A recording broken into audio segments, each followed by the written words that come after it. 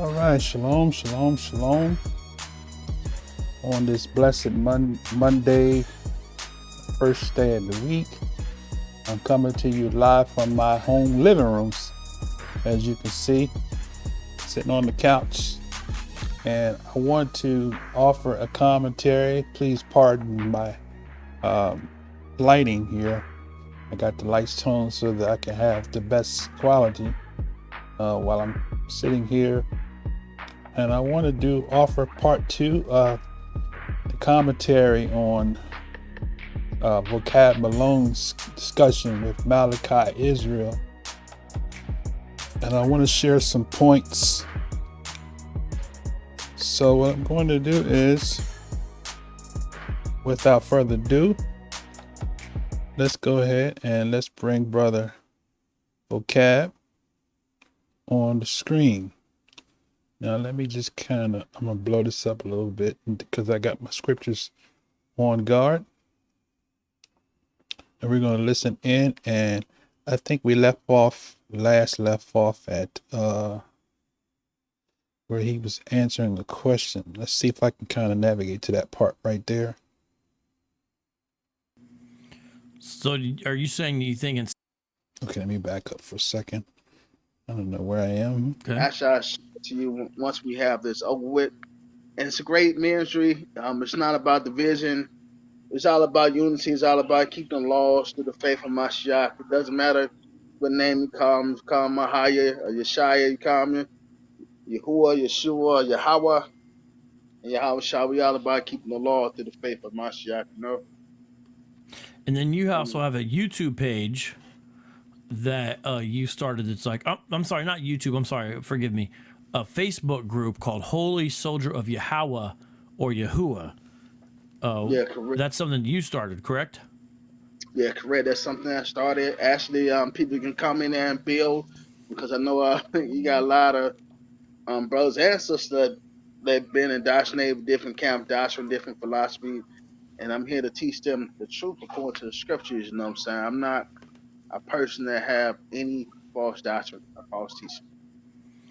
So are you saying you think in some ways they believe wrong things, or there's some incorrect beliefs or something like that? Yeah, different doctrines, of course. Okay. Okay, yeah, I see the Facebook group right there, Holy Soldier and Shalom Yahweh Bahashem Hamashiach Yahweh Shai Tawab Bakar, right? That's the one, right? That's a most recent post 10 hours ago. Yeah, Tawab Bakar means good morning, so that's what I do mostly every morning before I go to work, you know. Tawab Bakar Yasharal. Good morning, Israel. Good morning. That's what it means. Most people say Toda Rabah, Toda. Most people got Bakar, Tawab. Just thank you. That's just like Boker and Tov. So it depends how people say it different, you know. All right. Well, is there anything else you want to share or Okay. that's on your heart? Here we go. He's about to get started. This brother, the brother Malachi, he kind of handled him pretty good. I watched the whole video, but I want to go and add some points, because some people that are going to watch this are very not knowledgeable about Hebrew Israelites. So I'm going to kind of try to add some context, because I come from both spectrums of the thought process, being a pastor in the Church of God in Christ and being raised in the church. So I know a lot about Christian doctrine. So from the Hebraic perspective, I'm going to add some things here. So let's go ahead and get back into it. Or you just want to ask me questions? What would you like to do, Malachi? Oh yeah. So I have a question. According to you, like, who do you think are the biblical Hebrew Israelites today? And do you think Israel is still in captivity to this day? I think true Israel are those who are in Christ, and if they're in Christ, they are no longer in captivity because they've been freed from sin. So the real Israelites are the spiritual Israelites who are the faith of Abraham, according in Galatians 3:7 and Galatians 3:29. So we covered that in part 1. That's incorrect. You can't separate and disconnect the literal, the natural, and the spiritual. They both go hand in hand, like hand and glove. But I'm going to go ahead because I have plenty of notes. I'm going to deal with that. Let's just continue. And that's always been the case because, as the Apostle Paul says in Romans, not all who are of us, who are Israel are actually of Israel, and that's because they don't have circumcision of the heart. So, my definition is a spiritual, not a physical definition, and it's those who have circumcision of the heart and enjoy a new birth, and that's what the Apostle Paul also says, where he says it's not Jew or Gentile, but it's a new creation that matters. It's not the uncircumcised. Okay, so basically, I want to interject here. His position is what is known as the Israel replacement doctrine. And I don't know if he knows that that's what that is, but that's what it is. It's Israel replacement doctrine, right? Growing up in the church, that's what we believe. I always wondered, did the church replace Israel? Because according to the birth of the Christian church, the church started in Acts chapter 2 on the day of Pentecost. And from there, the church took over in Israel, just whatever. They're out there, right? So that's what that whole doctrine right there is. Israel replaced doctrine, which is out of line with scripture. Okay, let's continue. Circumcised or circumcised. And so the real issue is, have you been born again? And that's the key issue. Not your physical birth, but your second or new birth is the key. So I don't necessarily look for who's truly. So from a Christian perspective, being born again is basically you just believing in Jesus, that he died for your sins, and that's it. That's the gospel. But that's not the gospel, because the Messiah preached the gospel. And I did a lesson on my other channel. If you're interested, I'll leave the link for the video called "What is the Gospel?" Let's continue. Genetically descended from ancient Semitic peoples or not, because it's not very material, in my view, to the gospel. So to me, true Israel is spiritual Israel. As far as physical Israel, I think there's descendants of ancient Israelites, of course, but populations change, and so they wouldn't look or be identical to the ancient peoples, because it's been, if we're going to say during the time of Jesus, 2,000 years, going back even farther, into ancient times. And there's been a lot of shift and drift, and proselytes are included in the mix, and intermarriage has been allowed. So okay, so it's not like there's some pure stock or anything like that. In fact, now that's incorrect on so many levels. And what I want to do is I want to offer some kickback, okay? Before I offer the kickback, I'm going to offer you some sources and some references that you can research yourself. But I just want to reiterate on what he said about Israel being spiritual Israel. In the last video I did, I kind of covered very briefly Galatians 3 and 7, because he said spiritual Israel. So just to kind of reiterate, Galatians 3:7 says, "Know ye therefore that they which are of the faith, that same are the children of Abraham." Okay, so it doesn't say spiritual Israel. Okay, 3 and 29, the other one he quoted, it says, "If you be the Messiah, then are you Abraham's seed and heirs according to promise." So that in itself doesn't say you are spiritual Israel. It says Abraham's seed, right? That was what the promise was made to Abraham and to his seed. Everybody that is Abraham's seed doesn't have to be a spiritual Israelite. Okay.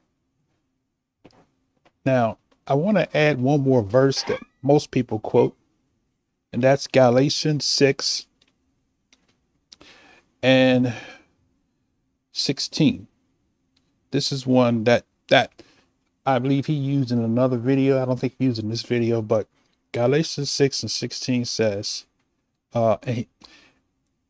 as many as walk according to this rule, peace be on them, and mercy and upon the Israel of Elohim.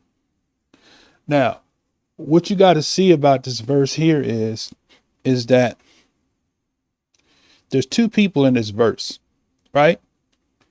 He says, I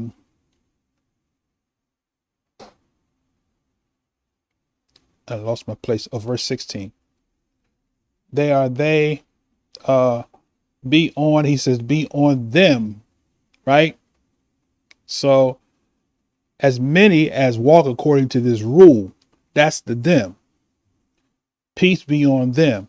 That's many. So those are the converts. These people, as many as walk according to this rule, right? What rule?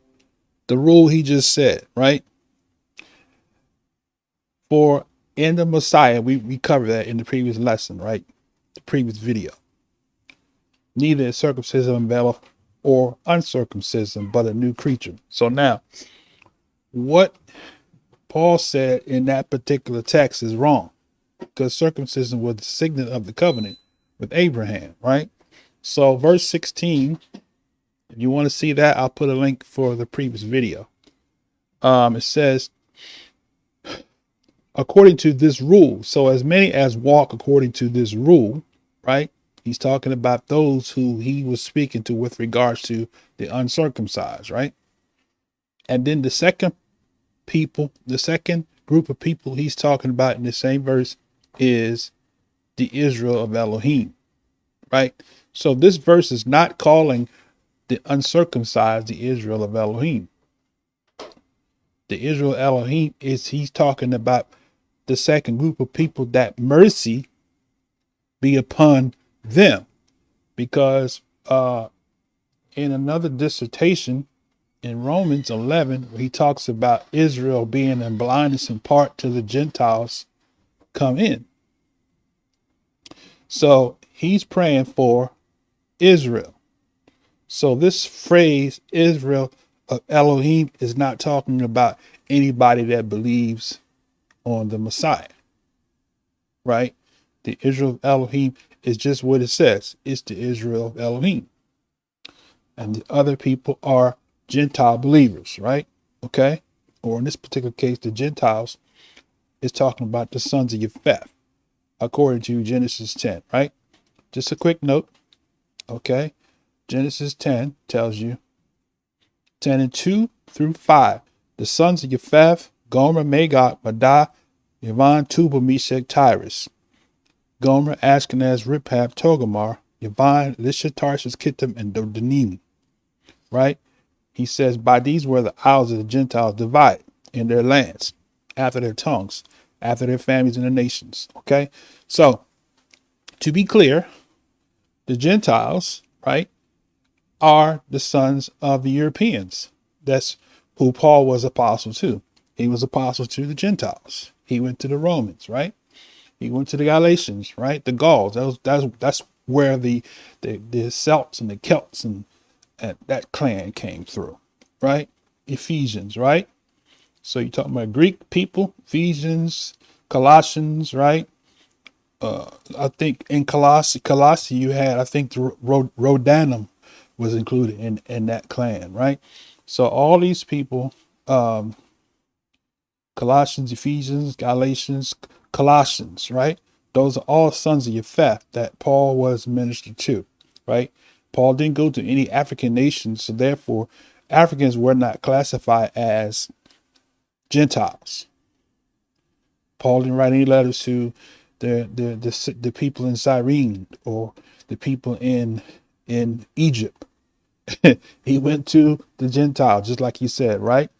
So the Israel is Israel, and the converts or the believers are Abraham's seed, which is they join heirs, right, with Israel, who was given the first oracles, right? We're going to talk about that in this video. So let me get back to the video. I did say I wanted to offer because brother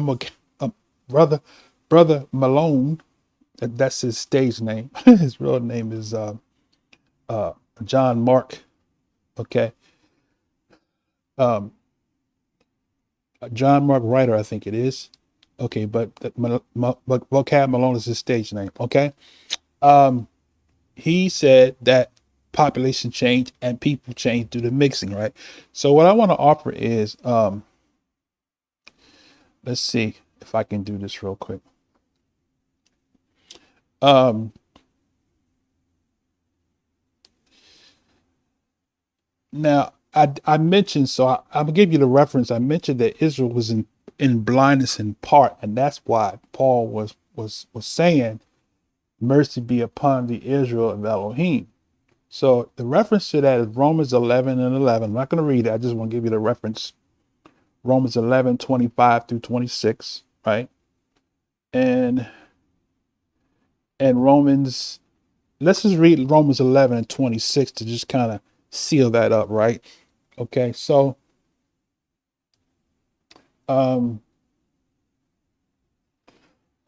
11, and let's go there real quick. Romans 11 and 25 and 26. So let's scoot on down there. Okay, 25, 26, it says, reads on this wise. For I would not, brother, that you should be ignorant of this mystery rather, lest you should be wise in your own conceits, that blindness in part has happened to Israel until the fullness of the Gentiles come in, right? So that's why he said that phrase, mercy be upon the Israel of Elohim, right? Now, I have a couple of places I want to go to. Let's go to Isaiah 56 because, see, you can't replace Israel because the Most High, let me just say this here. Romans says, have Yah cast away his people. That's Romans 11 and 11, right? Romans 11, and let's read that. Romans 11 and 11. It says, right? Israel is not replaced. Israel cannot be replaced. Israel will not be replaced by any other people, right? Because the Most High said through Paul, the same Paul, he said, I say then, have they stumbled that they should fall? Yah forbid, but rather through their fall, salvation is come to the Gentiles for to provoke them to jealousy. So this seed of the true seed, the physical seed still exists today, right? So when Paul said there's neither male or female, Jew or Greek, that don't mean that the natural literal seed stops. We can prove that through the biblical text, right? If you go to Revelation chapter 7, you have a roll call, right? The roll call is that Israel has to be first, right? So Israel ushers in the second return of the Messiah. When Israel wakes up and returns to the covenant, they usher in the second coming of the Messiah. And then after that, then comes what? The multitude of tongues and of tongues and nations, right? So, but Israel has to come back under the bonds of the covenant before that triggers the end. It doesn't say nothing about Israel going back to the state of Israel. It says that when the Messiah comes, he will bring Israel with him, right? Now, I don't want to jump ahead of myself because I have some of it in my notes, but I'm just kind of opening up and just kind of trying to flow a little bit. Okay, so the Most High did not put an end to Israel. The prophet said this here, Isaiah 56, right? Let's go there real quick. Isaiah 56, okay, and 56 and 3. And we're going to address this thing that Vocab said about population changing and people and Israelites mixing and changing and so forth and all of that, right? I have some good stuff I'm gonna share with you, right? I have a video clip I want to play. Before I do that, let's go to Isaiah 56 and 3. So 56, okay, 56 and 3. It says, neither let the son of the stranger that have joined himself to Yah speak, saying, Yah have separated me from his people. So who is his people? Israel, the literal seed, and they will always be his people, right? We're going to show you some stuff in a minute, but Israel will always be the Most High's people. Israel cannot and will not be replaced with the church, the Christian church, or anybody else, because Israel is Yah's inheritance, right? Now, so let them speak, saying, Yah have separated me from his people. You can't say that he has separated you from Israel, because Israel is his people. Watch this now. He says, neither let the eunuch say, behold, I am a dry tree. For thus says Yah unto the eunuchs that keep my Shabbats. That's plural, because you have what? You have weekly Shabbats, right? You have what? You have weekly Shabbats, and you have festive Shabbats, right? We have one coming up now, in a few weeks from now, which would be what? The first feast of the year, the feast of Pesach, or Passover, going into matzah, or unleavened bread, right? First fruits, right? First fruits is the beginning of the year festivities, right? Passover, first fruits, feast of weeks, right? Which is 7 weeks, sevens of sevens, which leads you to the feast called Pentecost, right? Which is on the 50th day, right? Now, he said, keep my Shabbats and choose the things that please me, and take hold of my covenant. See that? So it's the Most High's covenant, right? It's not the Jews' covenant, Israel's covenant. It's not even Abraham's covenant. It's the Most High's covenant that he made with a man who chose to forsake his idol worshiping father and family in Ur of the Chaldees, right?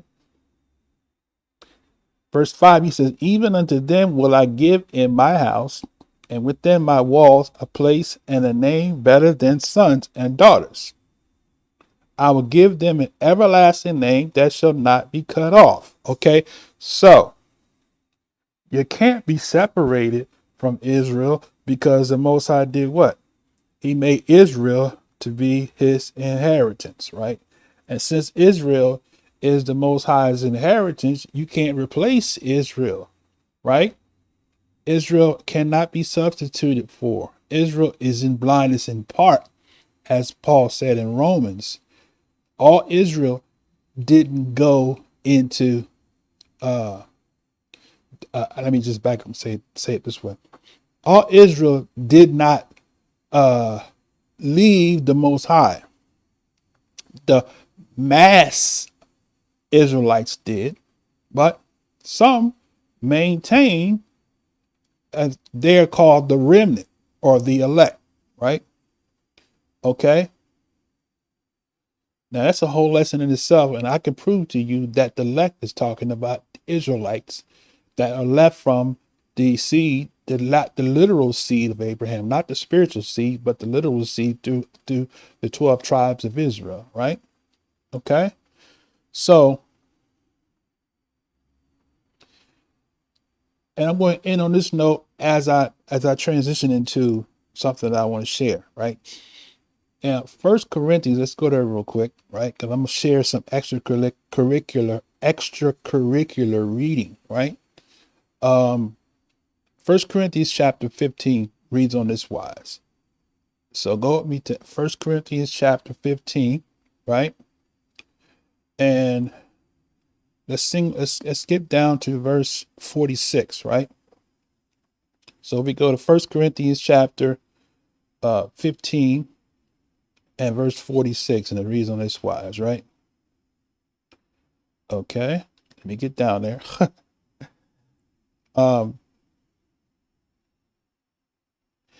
It says, howbeit, right? That was not first which is spiritual. Let me say that again.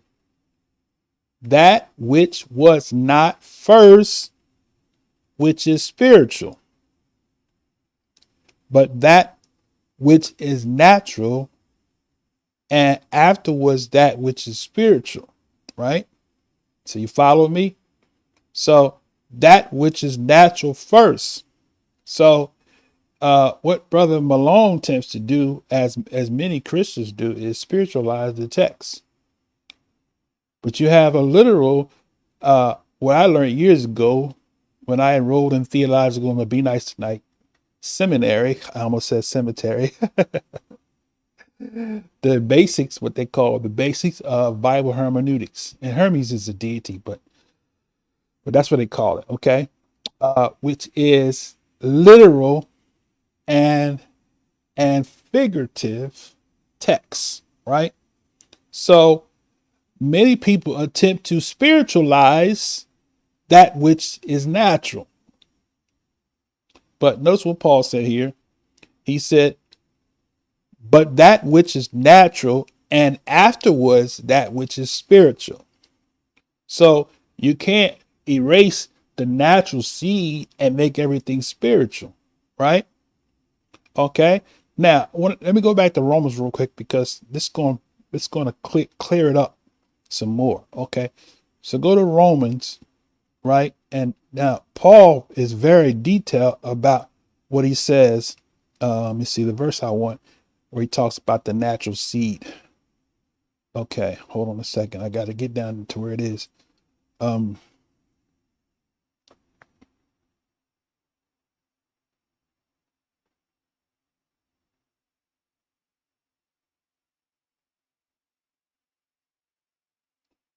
Okay, here it is. Romans 11 and 24, I think it is. Let's start right here. Let's start at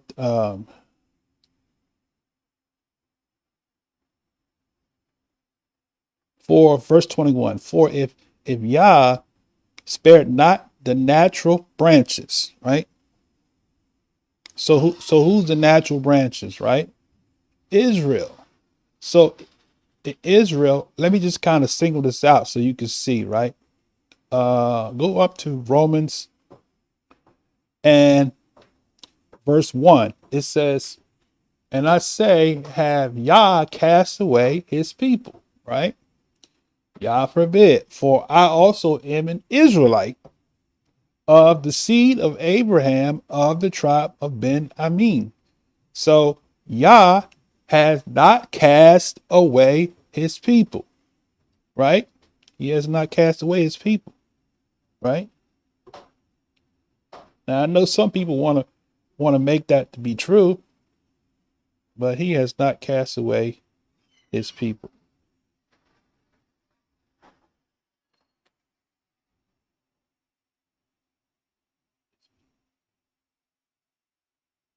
It looks like my video froze. It looks like my video froze.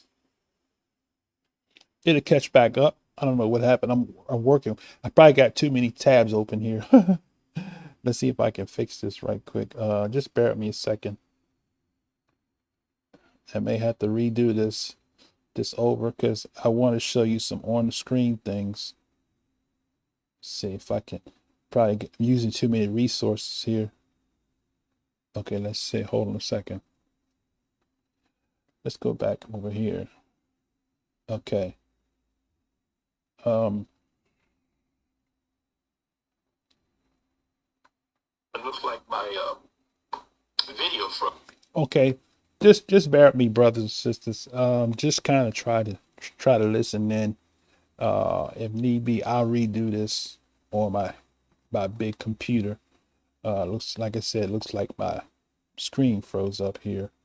My webcam froze up, so I don't know what's going on there. The audio's still playing, but the webcam that froze up. Let me see something. Hold on a second.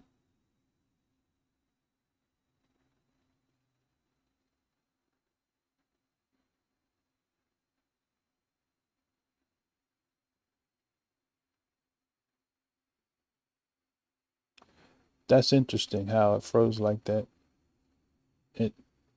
Too many resources being used on this laptop. Okay, I'm gonna go ahead and continue, and I'll put links to what I'm going to read. I'm going to read because I'm going to read some stuff that's going to make a lot of sense, right? Okay, now he says, I say then, have Yah cast away his people. This is Romans 11 and 1. For I also am an Israelite of the seed of Abraham, right?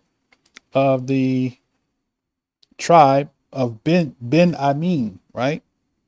He says, verse 2, he says, Yah have not cast away his people which he foreknew.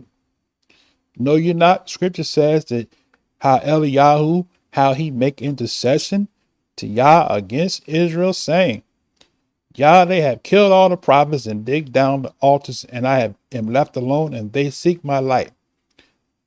But what saith his answer to him? I have reserved, right? Underline that, reserved.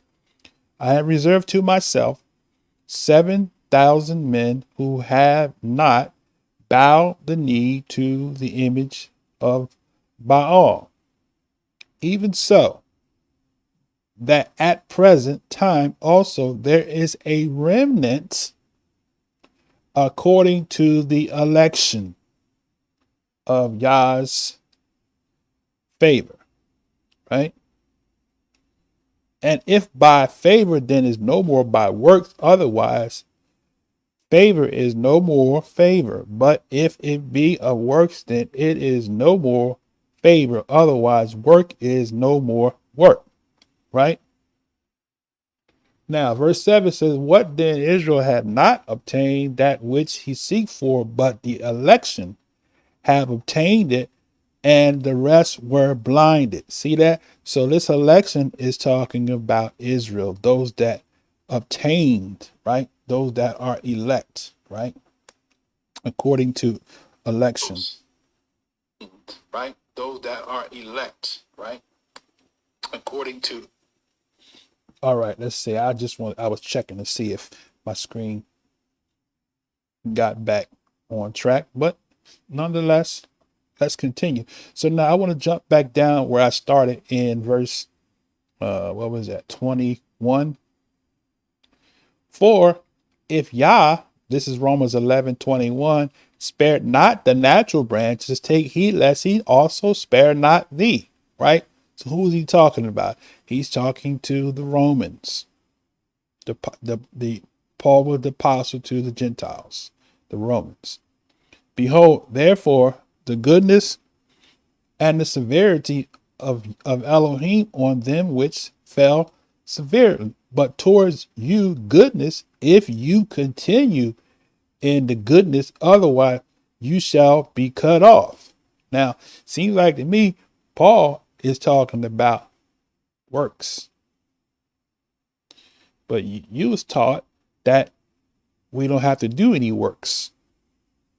We're not saved by works. So if you're not saved by works, then how could you be cut off? If you don't continue in the goodness, right? All right. So 23 says, and they also, if they abide not still in unbelief, shall be grafted in, for Yah is able to graft them in again. For if you was cut out of the olive tree, which is wild by nature, and were grafted contrary to nature into a good olive tree, how much more shall these which be natural branches be grafted into their own olive tree? So who is the elect? So who is the natural branches, right? Israel is the natural branches, right? Israel is the elect. Israel is the saints, right? Everybody else that comes in under that are converts, right? They're not, they become a part of the family of Israel, because Israel, we have to comprehend why is there a specification of Israel, right? Because Abraham was the one he made the covenant with. So where does Israel come into play, right? All right. Israel comes into play in Exodus when the prophet Shemaiah, who the world knows him as Moses, was instructed by the Most High to take them out of the land of their captivity, which is Egypt, and bring them into the promised land, which all of those that left out with him didn't make it to the promised land. They died in the wilderness. But they were brought out of Egypt. And when you go to Exodus 19, which we read every Shabbat, it explains to you what the purpose of Israel was, right? So Israel has a function, and the function of Israel is to be the kingdom of priests. When you read Exodus 19, verse 1 through 5, it gives you what the covenant is, right? It gives you what the covenant that he made, because now you have the covenant, the true covenant, which is obeying the Most High's laws and statutes, which he details that out, right? Let's look at it real quick. All right. 19 and 2 says for let's go down to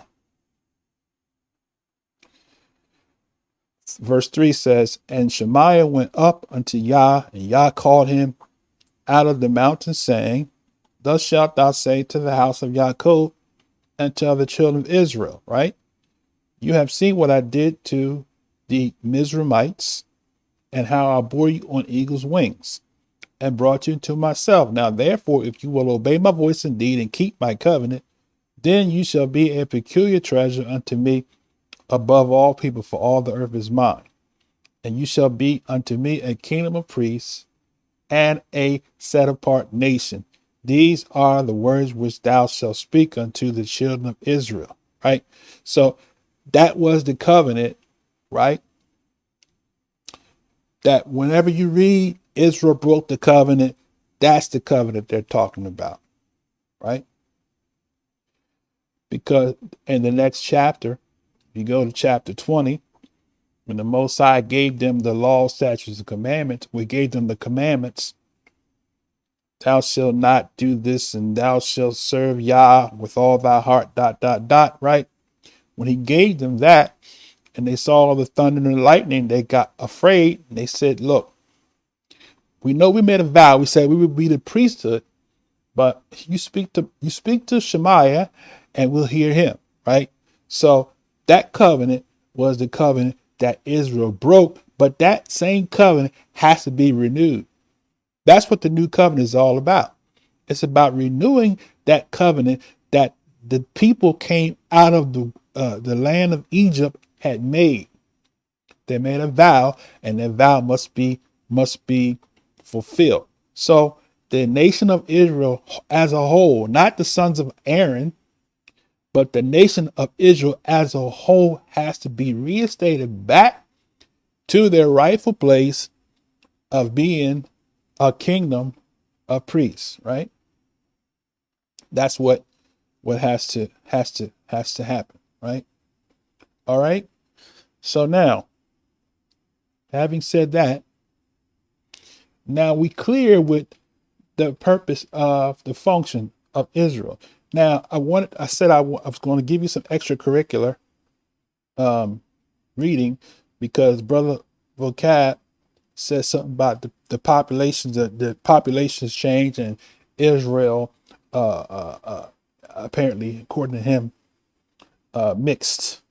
And I guess that's the theory, that Israel looks different in different places. Israel has become have made a complete change of their appearance. That's not true. And I'll show you something that a scholar said about that.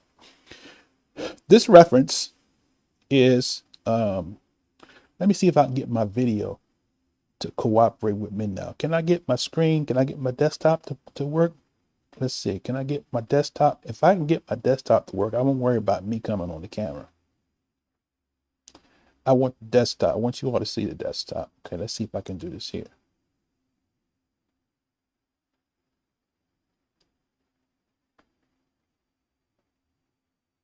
Elections. Okay, can you all see my desktop? Elections.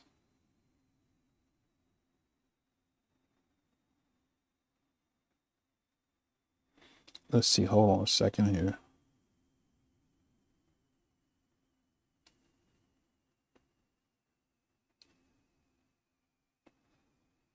All right, I want you all to see my screen. So I want to check. I may have to restart this stream over. Preferably I won't have to. Let's see if I can. Okay, looks like my screen is there. Okay. Now this particular source I want to offer to you is an old book that was translated by an author by the name of John Barbot, or actually he was French. His name is Jean Barbot, right? And the book is entitled A Collection of Voyages and Travels. Some now, it's a collection of voyages and travels, right? And this is on page 9, right? It's on page 9. Okay. And what I want to read in your hearing is, first, let me just give you a little something about John Barbot. See if I can put my notes on the screen. And you can go along with me on this. So Jean Barbot, they have his name spelled John, was a French Huguenot merchant who made two slave trading voyages to West Africa in 1678 and 1682 as an agent for the French Royal African Company. He kept a journal of his experiences, noting that the African slaves were mostly prisoners of war who were enslaved by African princes and then sold to the Europeans, right? Okay. Now, here's what he says. I have been as inquisitive as possibly as I could in this particular and examined the arguments brought by several authors and geographers, but without any satisfaction. Some suppose the reason to be because these people live between the tropics in the torrid zones where the perpetual scorching heat of the sun blackens them as it does the earth in some parts, which makes it look as if burnt by fire. But this vanishes presently if we consider that Europeans, watch this now, listen to this, Europeans living, right, within the tropics, though ever so long, will never turn black or sooty, and that blacks living many years, right, in Europe will always breed black or sooty children, besides Americans and East Indians who inhabit the same parallel zones are not black, and particularly though all American. It is most certain that there never was any black till they were carried there by the Europeans. So, though so vast a part of that continent lies within the torrid zones, and is a great part of the Kingdom of Mexico, most of Peru and Brazil, which never produce any native black. Now watch this now. So he says to counteract what Vocab Malone just said, right? He said that though the Europeans live within the tropic, though so ever long, will never turn black or sooty, right? Why is that important? Because you can't lose your color. So people say, oh, Israel looked a certain way and they went to another region, they turned another color. You can't lose your color is what he's saying here. Let me read it again. Somebody missed it. He says, but this vanishes presently if we consider that Europeans living within the tropics, though ever so long, will never turn black or sooty, and that blacks living many years in Europe will always breed black or sooty children besides the Americans and East Indians, right? All right. So you can't lose your color. Okay. Now, people want you to believe that, right? But you can't lose your color. Now, let's continue. This is from his book, this book here, The Collection. You can see it on the screen. This is actually, and I will put this link in the description so you can see it. This is the actual book itself, right? This is on page 8. Okay. Now I've kind of copied and pasted so I can see.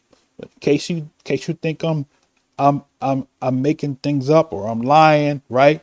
I'll leave this link and you can read it, right? Now let's continue further in this. Okay, so he says, Marmol, I guess that's another explorer, in my question assigns the best reason. The blackness of Ethiopians and other sooty nations does not proceed either from the excessive heat or sun. Let me read that again.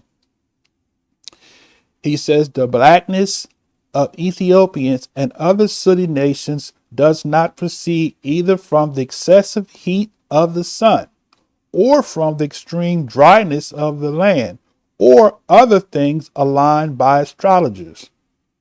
For if it were so, all blacks would turn white in temperature climates after 2 or 3 generations.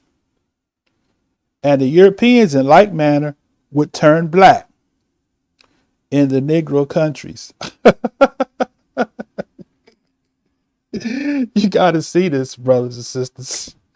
Let's unpack what he just said.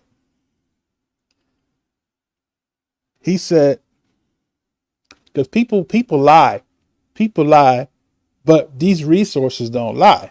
People want you to believe that a person can lose their ethnic color by changing their geographical location. He tells you that's a lie. He says, the blackness of Ethiopians and other sooty nations does not proceed either from excessive heat or sun, right? Or from extreme dryness of their land, or other things aligned by astrologers. For if it were so, all blacks would turn white in temperature climates after 2 or 3 generations. That's what 2 or 3 generations would be, between 100 to 200 years, depending on how you calculate generations, right? Technically, generations 100 years. Okay, so that would be 200 or 300 years, right? So after 200 or 300 generations, the Europeans in like manner would turn black in Negro countries, but experiences testify the contrary. This blackness in those people must therefore proceed from the blood of race, and it may perhaps be on account of the malediction of Noah on Ham, his disrespectful son. Now he goes off into insulting, but let's just read it. As the diversity of languages was the curse of Nimrod, and of the giants that were building the Tower of Babel, that this blackness must be in their blood or race. See that? As Marmol argues, can be further proved from this observation made that, listen to what he says here. You got to get this right here. The Jews of the Portuguese race always marrying one with the other. The children resemble their fathers and mothers' complexion, and thus this particular tawny color perpetrates itself with little or no diminution. Wherefore they inhabit, even in north countries, whereas the German Jews, for example, those of Prague, are as white as most of their German countrymen, which shows what an error most people are in who think that all Jews are tawny. Okay? So, what do you think about that? All right. So, Brother Vocab Malone was wrong. He wants you to believe a lie, then believe the truth. So, are you going to believe the lie, or are you going to believe the truth? Right? What are you going to do? You going to believe what Brother Vocab Malone just said? So, the scholars who are smarter than me and smarter than Vocab don't buy that, right? Now, I want to show you this clip, but I probably can't show it to you, but you can hear it, okay? Because my video capture has frozen. It shows me on the screen, but it's not showing any motion. So imagine that, right? But my audio is still in sync. So as long as my audio is in sync, I'm good with that. All right. Now, Henry Abramson, did I say that right? Henry Abramson, right?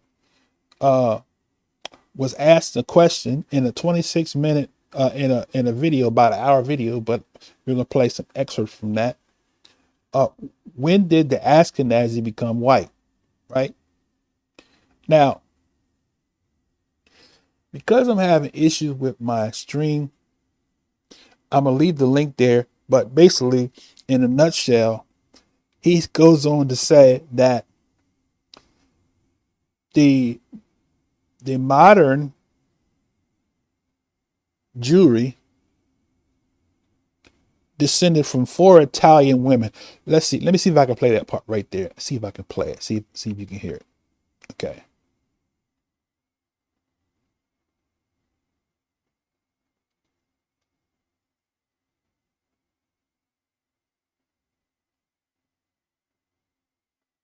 Listen up.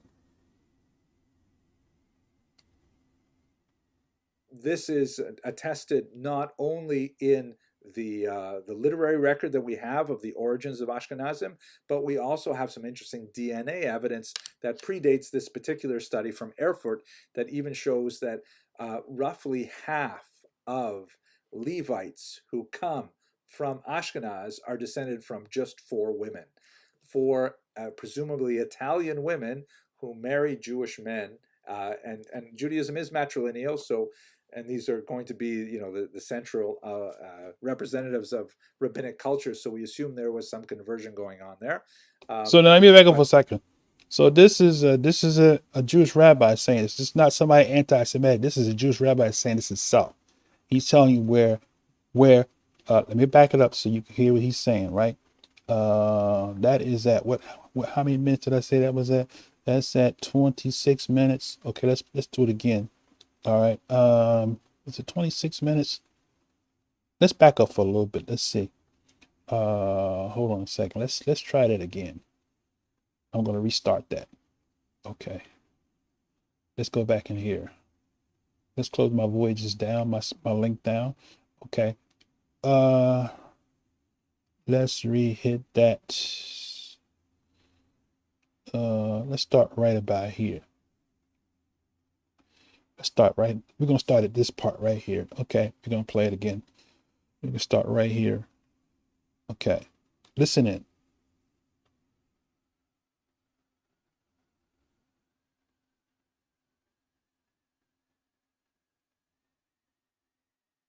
Event. And this is something which we actually have described in Jewish literary sources. So this is not like a new surprise to us at all. Sometime around the year 800, a small group of Jews left northern Italy. We even know the names of some of them. The Colonimus family, for example. Colonimus. They left their their homes in northern Italy, and they're made their way up to the Rhineland Mm-hmm. in contemporary Germany. Mm. Those people form the nucleus of Ashkenazi Jewry. Mm. This is attested not only in the literary record that we have of the origins of Ashkenazim, but we also have some interesting DNA evidence that predates this particular study from Erfurt that even shows that roughly half of Levites who come from Ashkenaz are descended from just 4 women, 4 presumably Italian women who marry Jewish men, and Judaism is matrilineal, so. And these are going to be, you know, the central representatives of rabbinic culture. So we assume there was some conversion going on there. But anyways, let's go back to where we are here. So he said that they come from 4 Italian women, right, who married, as he said, Jewish men, right? Now, you got to watch the video. I'm going to leave you the link because he connects the modern Jewry through Rome, right? So you can, matter of fact, you can see his layout. He got Ante Pater Idumea, right? Got an arrow going there. Jews in ancient Israel, he got an arrow going there, right?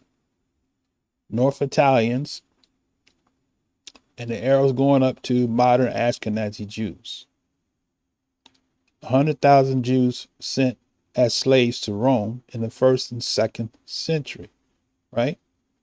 He's got Ruth, Helena, South Italians, and then he says the founders event, a small group of Jews migrated from North Italy to Northern Europe, right? So he tells the story. So those people, the author told us, Jean Barbot, what is his name? Jean Barbot said that you don't lose your color. So my question would be, when did they lose their color? Because the way he explained it, he didn't explain how they lost their color. Right? So something's not adding up along the way. Okay? All right. So I'll leave a link to that video. Now I'm going to add another source, right? This is a book entitled The Jew A Negro by author Tabor Nephi. He was a PhD, right? And so now a rabbi we just listened to, Henry Abramson, just told us that they came from 4 Italian women who married Jewish priests. Okay? Now, Mr. Arthur Tabor Nephi has this to say. On page 55, we're going to read page 55 through 59. I'm going to put this on the screen so you can see it. So let's see if I can do this here real quick. All right. I'm sorry. That's his picture. That's not what I want. Let's go back. I want the book. Let's see. Let's get the book here. Hopefully I can read this on the screen. If not, I'll go back because I kind of transposed it. Okay, I said we're going to start at page 55. Page 55. Right? And so we'll start right here. This is page 55. Let's just go up for a second. Let's go up to page 54, right? And it said earliest instances of intermarriage, right? This is going to tell us, right, about Abraham. Who is Abraham, right? Who's Abraham, right? Where did he come from, right? Okay. The beginning of mankind, as we have already stated, was from three men, Shem, Ham, and Japheth, right? We have learned from Genesis 11:2 that they traveled from the east and settled in the plain of the land of Shinar. We know from scriptures that Abraham went into Canaan about 5 years after Ham's death. If we accept the usual chronology, for it is believed Ham lived about 450 years. Let us not forget that the Jews of the one clan, those who hold to the prophecies, claim their descent directly from Abraham. Any evidence of intermarriage traceable to Abraham's family or his immediate posterity has direct bearing on this contention. What are the historical facts, right? Abraham was the son of Terah. This is page 55 now. Once again, we're reading from the Jew A Negro by author Tabernethy, Pt2. So he continues to say Terah, who is mentioned in Genesis as a descendant of Shem and was born in Ur of the Chaldees, who we have already learned were doubtless Hamitic. Okay. Houston, we got a problem. He's telling us that Ur of the Chaldees, right? He said the descendants of Shem, he said he was born in Ur of the Chaldees, who we have already learned were doubtless Hamitic. So he's saying the people that lived in the land of Chaldees were Hamitic, right? And we know from Genesis that the ancestors of Abraham had dwelt for many centuries in the land of the Chaldees. Terah, Abraham's father, had been a worshiper of idols, and what is more important, the people of Mesopotamia are referred to by, he says, Jehovah, as thy brethren. When the call was given to Abraham to get him out of Haran, where his father had died, Abraham's father Terah was the son-in-law of Nimrod.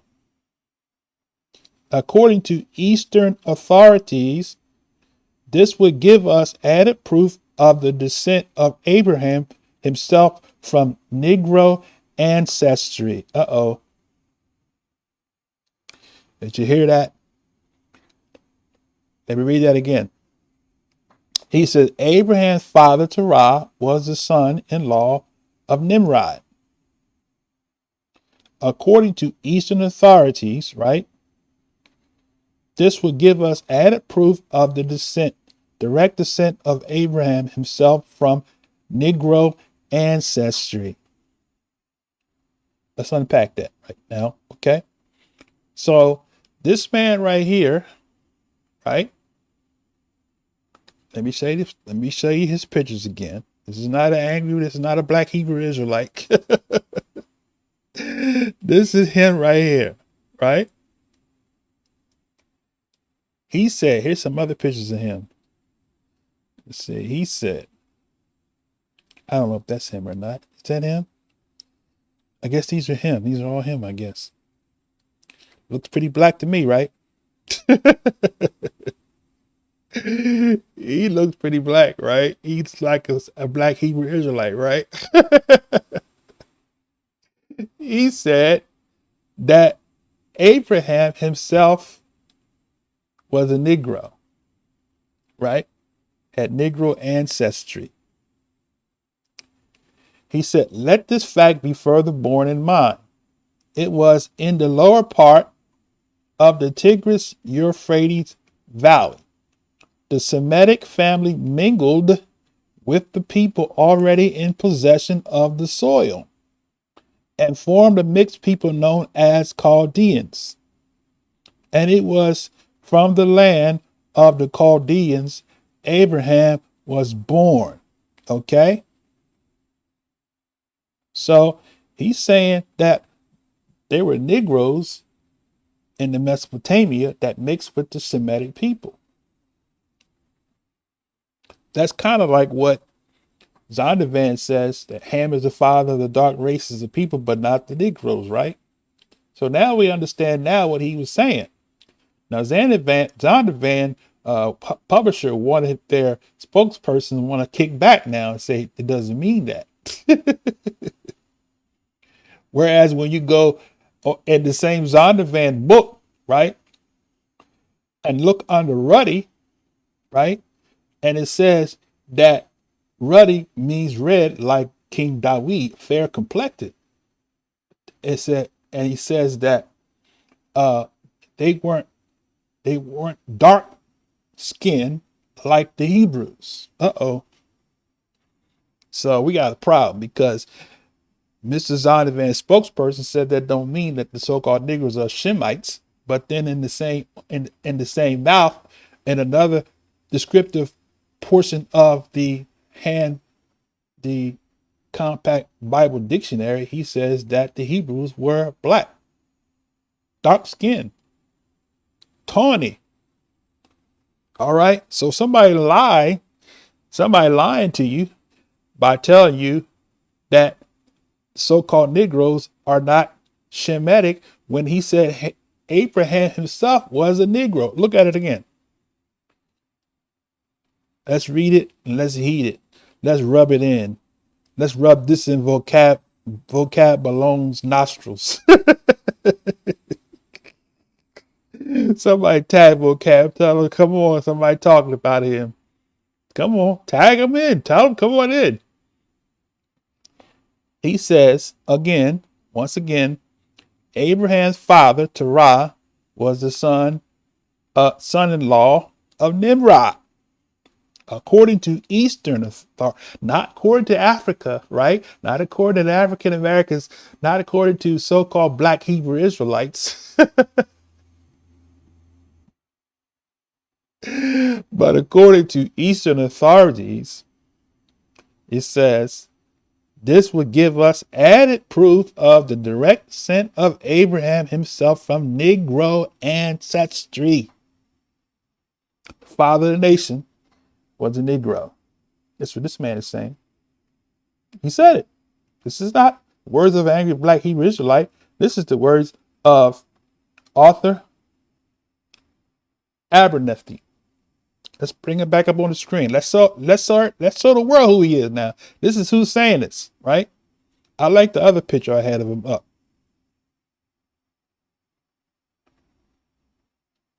There he is.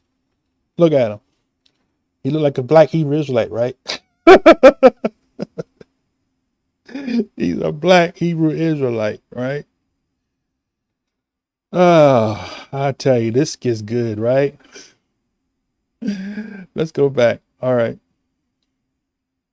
So let's rub it in one more time, saints. Abraham's father, Terah, was the son-in-law of Nimrod, according to Eastern authorities. According to who? Where's the East at? Is that something like the sound like the Middle East? Does that sound like the Middle East, or are you talking about East? Are you talking about East Africa? Are you talking about the east side of Chicago? Where's the east side of Chicago at anyway? Huh? The east, right? This would give added proof of direct descent Abraham himself from Negro ancestry. Let's continue. Now, I had enough fun with that. Let's continue. Okay, he said, let this fact be further borne in mind. It was in the lower part of the Tigris, however you want to pronounce potato, tomato. In the Tigris Euphrates Valley, the Semitic family, the Semitic family mingled with the people already in possession of the soil. So, what does the Bible say? What does your Bible say? The Bible says, it says that Ham begat Cush, right? Oh, let's see. Let's go. Oh, I liked it. Let's go to the Bible now. Hold on. We're gonna come back to this article. We ain't done yet. Let's go to the Bible, right? Okay. Let's go to Genesis 10, the table of nations. Somebody done lied to you. They lied and told you they lied between their teeth, right? All right, let's go down. All right. Verse 7. Let me blow it. I want the world to see this. I'm gonna tell the devil to put this in a pipe and smoke it.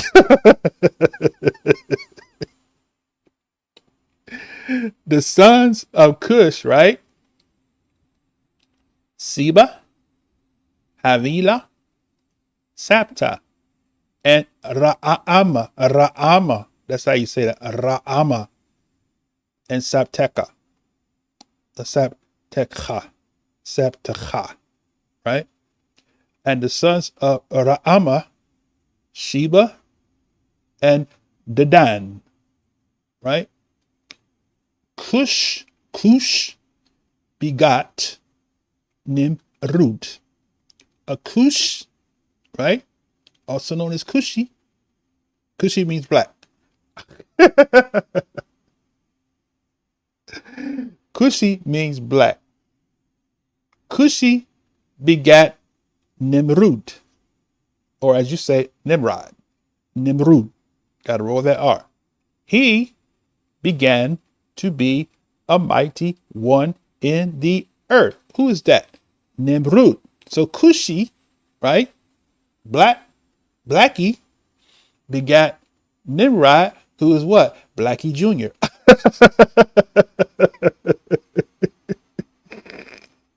Wait a minute. Cushi begat Blackie Nimrod Jr. A Blackie Jr. Nimrod. And he began to be mighty one on the earth. And he was a mighty hunter before Yah. Wherefore it is said, Nimrod, the mighty hunter before Yah. 10.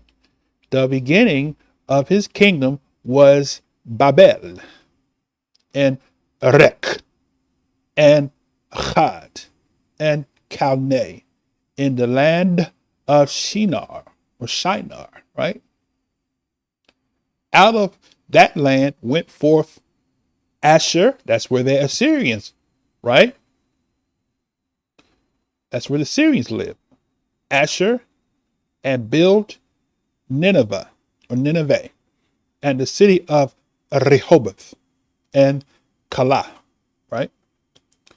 And Racine between Nineveh and Calah, the same is a great city, right? So, what are we seeing here? It's Asher, right? Asher lived in Ur of the Chaldees. Now, where do we see Asher at? Right? Right here. Verse 22. The children of Shem. So he's on point. Elam, Asher, Arphaxad, Lud, and Aram. So you have Elamites, Assyrians, Arphaxadites, Ludites, and Aramites, who are the father progenitor of Aram, right? All these, and then you have Uz, Hu, Geter, and Ma'ash, or you might say Mash. Arphaxad begat Salah, Salah begat Eber, right? Arphaxad, right? All these people lived in the Mesopotamia. Arphaxad begat Salah, Salah begat Eber. Eber, right? Eber were born two sons. The name of one was Peleg, For in his days was the earth divided. His brother's name was Joktan. So Joktan was the father of Arabs, right?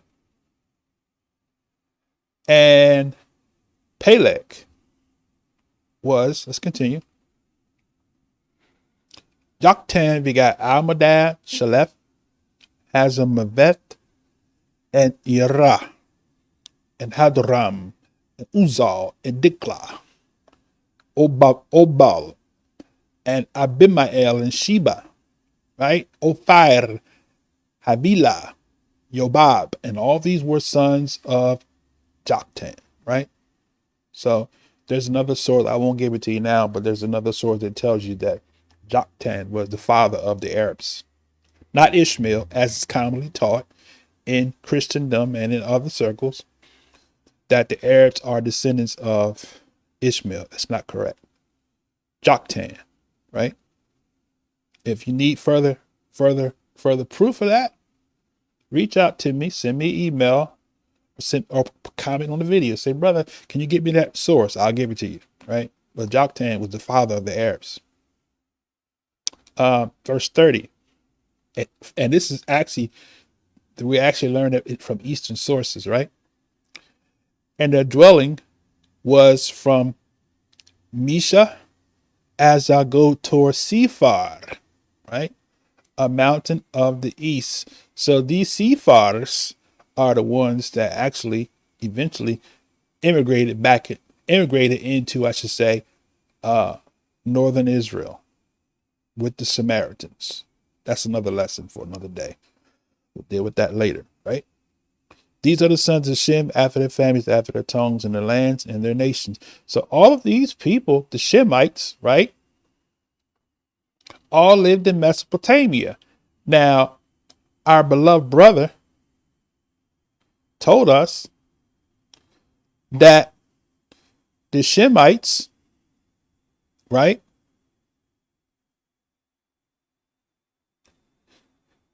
dwelt in the Tigris-Euphrates Valley, and that these Shemites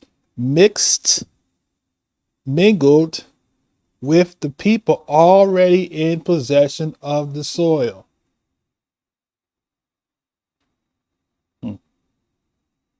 So who was those people that were already in possession of the soil? They were black people, right? They were Cushi. I can't help but laughing, but the mayor, the mayor in Israel, in Palestine, right? The honorable mayor, I think his name is Ali Jadal, I want to say. Don't quote me, but he said Cushi means nigger. That's what he said. They call me Cushi. Cushi means nigger. So the Bible don't lie. People lie, but the Bible don't lie, right? Sources don't lie, right? So Cush, the nigger, right, had a son Nimrod, who was a nigger junior, who had a daughter who was Abraham's mother. So Abraham's mother was a Negro. Uh-oh. That messes up a lot of theology, doesn't it? But they know this thing.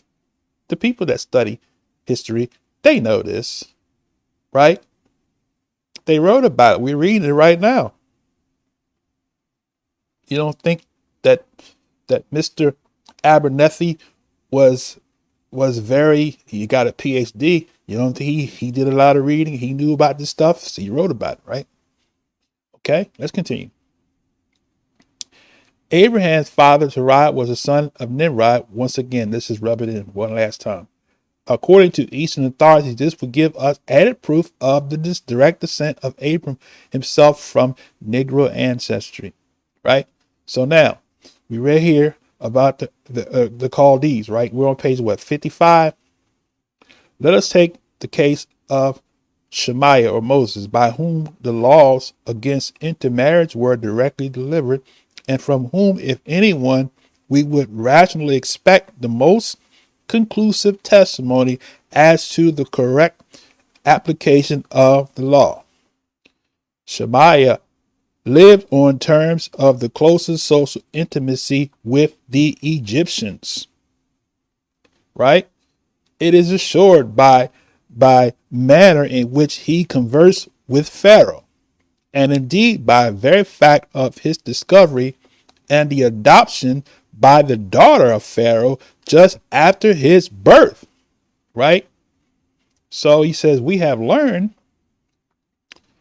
that Abraham, he goes back. He's going to let you know. He's telling you, look, he's going back. He said, we have learned that Abraham lived in Chaldea. Right?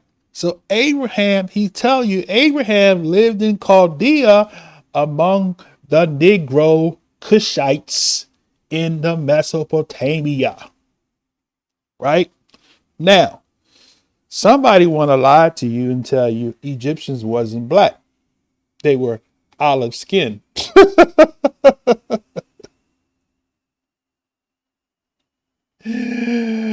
But our beloved scholar, many of them, one in specific, Herodotus, begs to differ. In 800, I think it was, I want to say, BC, he said that the Egyptians that he saw in Egypt had woolly hair, right? And thick lips. And they were dark complected. Now the modern scholars want to say, oh, he was lying. Which is it, right? Y'all done lied to us and told us, right? We coming up. The Ham was the father of the black people, right? Now all of a sudden, Egypt was Ham's son, right? Let's do it real quick. Okay, let's go back to the scriptures, right? All right, we gonna come back to page. Don't worry about it. We're gonna come back to page 56. Don't worry about it. We're gonna come back, guaranteed, right? So let's go back to the scriptures here.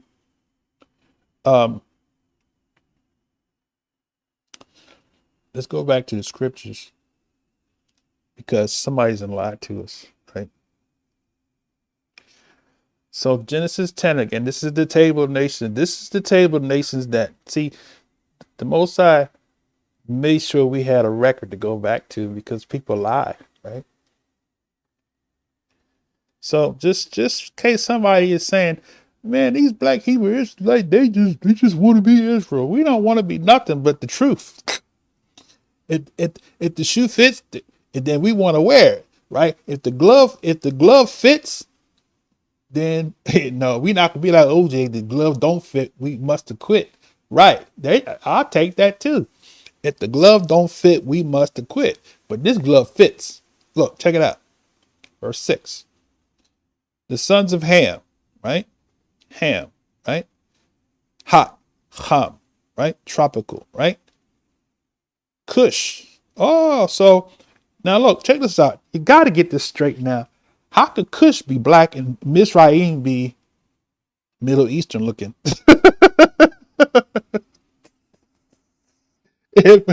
See how dumb this is? If Ham was the father of the dark races of people, how could Mizraim be Middle Eastern looking? How could Cush be Middle Eastern looking? Oh, Cush there. They already said Cush. They agree he's black. But Mizraim, oh no, he ain't black. He's olive tan, brown skin looking.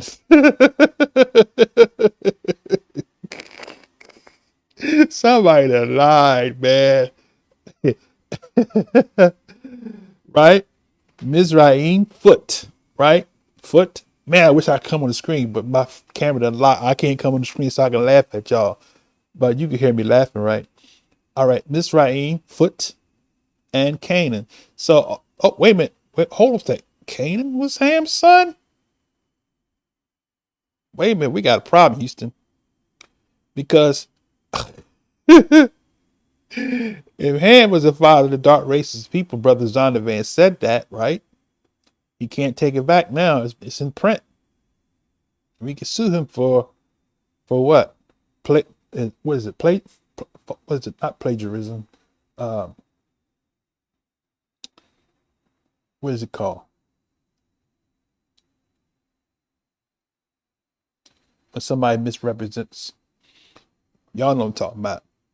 Zondervan made a lot of money off of that Zondervan Bible compact Bible dictionary. So if he was lying, then he need to be sued, right? But he says the Ham was the father of the dark race of people: Cush, Mizraim, Phut, and Canaan. Now look at Canaan right here, brothers and sisters, right? Canaan. How could Ham be the dark father of the dark races of people, and Cush be dark, but Mizraim be olive brown, Phut be Middle Eastern looking, and Canaan be Middle Eastern looking? Why do you own Cush as black, but you don't own Mizraim, Phut, and Canaan? I smell a dead rat on the line, a dead cat or a dead rat or something. So you tell me that Ham was black, Cush was black, but Mizraim, Phut, and Canaan were Middle Eastern looking. Give me a break. All right. So Canaan, using the Bible now, we're going to get back to the book. Canaan was Ham's son, right? Now, for those of you that don't read your Old Testament, you're under grace now. You don't read the Old Testament. I'm going to show you something. I'm going to give you a bonus pack right here real quick. Right, go to Judges chapter 3, right? All right. Show you a little something. You're going to learn today. All right. Now, verse 1. Now these are the nations which Yah left to prove Israel by them, even as many as Israel as had not known all the wars of Canaan. Only that the generations of the children of Israel, so we talking about Israel, might know to teach them to war, at least such as before knew nothing thereof. Namingly, so who did he leave in Canaan? He's going to tell you who he left in Canaan. Anybody tell you anything different? They add to the text, right? Namingly, 5 masters or rulers of the Philistines. So the first people we got Philistines, right? Philistines became, their name was changed to Palestinians, right? Canaanites, and all the Canaanites. How many Canaanites? All the Canaanites. How many? No, some of them. Huh? No, he said all. How many all? How many is all? Is all? How much is all? Part or all? Wait a minute. All Canaanites? No, some of them. A few of them left. They went to Europe. Came back white. They stayed in Europe for so long they turned white. Came back to Israel. So you see how stupid it sounds? I'm laughing, but this is what people want us to believe, right? All right, let's continue. This is good. All Canaanites and Sidonians, right? And so Sidonians, that's Sidon, right? Hivites, right?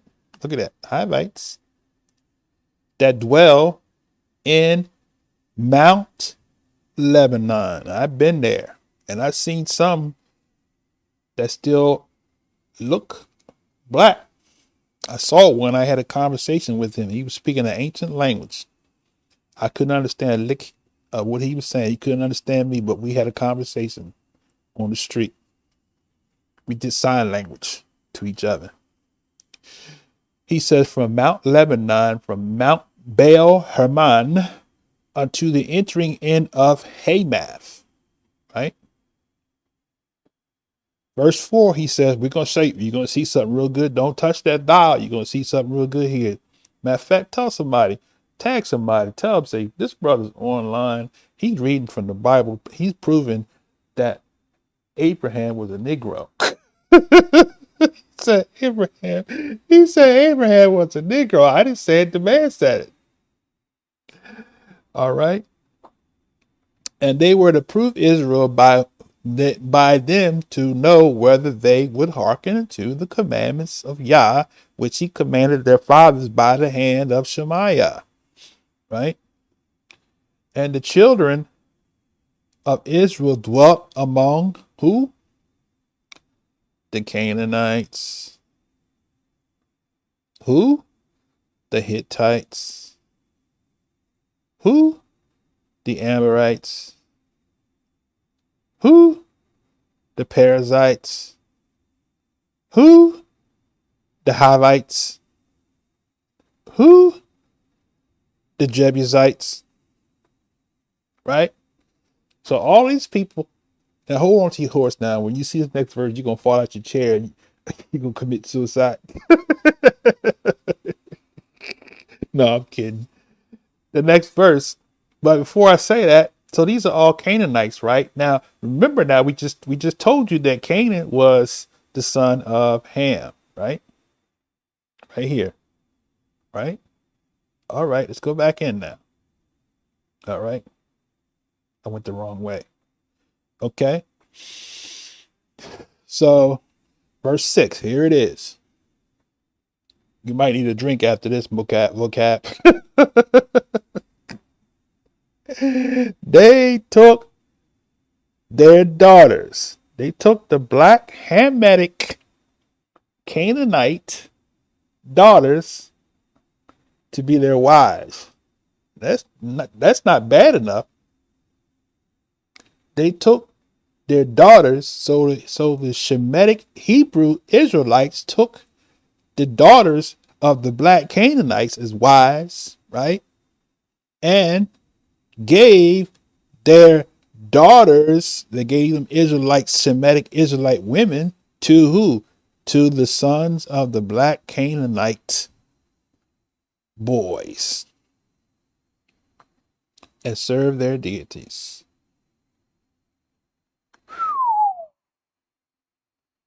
I bet you didn't know that was there, did you? They took their daughters to be their wives. They took the daughters of who? Let's go back up now so we can be clear. They took the daughters of the Philistines, Canaanites, Sidonians, Hivites, the Perizzites, Amorites, Hivites, Jebusi, right? That's what the original name of Jerusalem was called, Jebusi. Jebusi, right? So they took the Canaanites, Hittites. Uriah was a Hittite. Uriah's wife was a Hittite. David took Uriah's wife, Hittite, who was Solomon's mother. You go figure that one out. Oh, this is just not right. All right. So the Canaanites, Hittites, Amorites, and the Perizzites, and the Hivites and the Jebusites, they took their daughters and gave their daughters. They gave the Israelite women to the Canaanite, black Canaanite, Negro Canaanites, and they had children. How about that? I got to show you something else.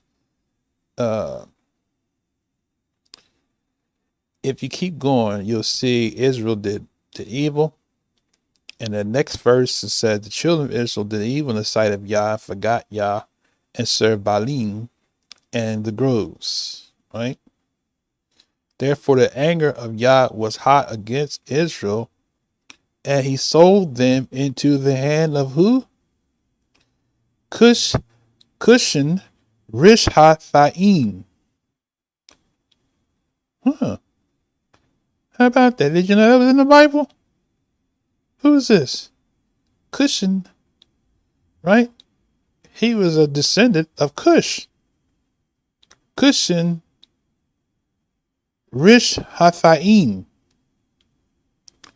That means he was Cushan, the son of Cush, right? Mesopotamia in the Hebrew tongue, I want to say it means the land between the rivers.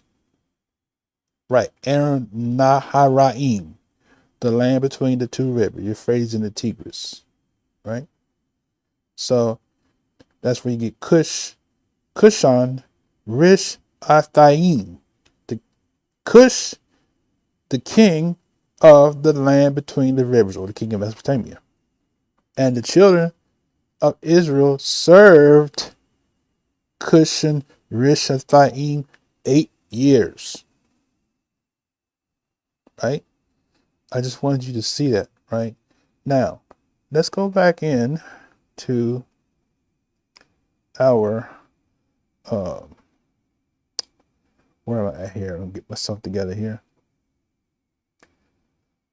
Let's go back into our book. Okay. Hold on a second. Where's my book at?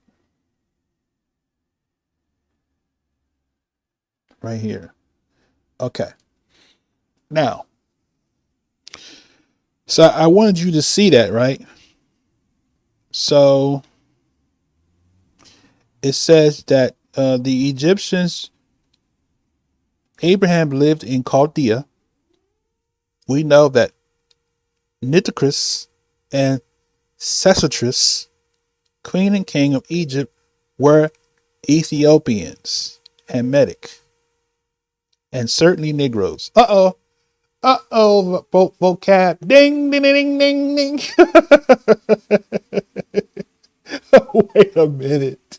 This man had told us now that the king and queen of Egypt were Ethiopian Hamitic. About ready to fall out your chair now.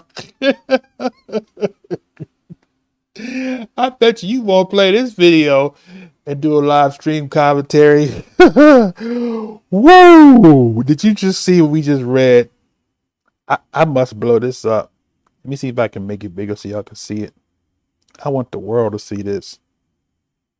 One more time. One more time for Diana. So this man that called Abraham a Negro.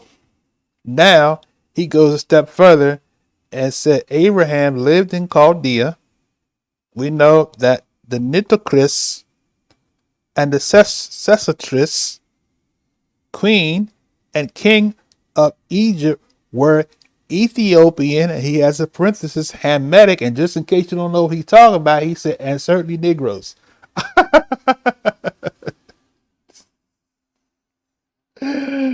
Oh, wait, this is so good. This is delicious. This is so delicious. All right, now look, check this out, right? I hope y'all having fun now. Y'all having fun? Oh, I don't even know if anybody's listening to this live stream. I should do this on my main channel. I might have to restream this. Okay, let me get back. Let's see. So, Nitocris and Sesostris, queen and king of Egypt, were Ethiopians, Hamitic, and certainly Negroes. Certainly Negroes. You know how who that you said be Bugs Bunny be that's all certainly Negroes. It was when Joseph, wait a minute, he gonna bring don't bring Joseph in this thing now. You can't bring Joseph in this picture. And it was when Joseph was ruler, right? Was ruler under the earlier Pharaoh that he sent for his brethren, and he settled in Egypt. This same same Ethiopian king. Can an Ethiopian change? Wait, hold on. This calls for another scripture, right? What is that? Can Ethiopian change his skin? Let me see. Hold on. I got to pull that one up. I can't remember where that one is. Let's see. Can an Ethiopian, where is it found it? Hold on.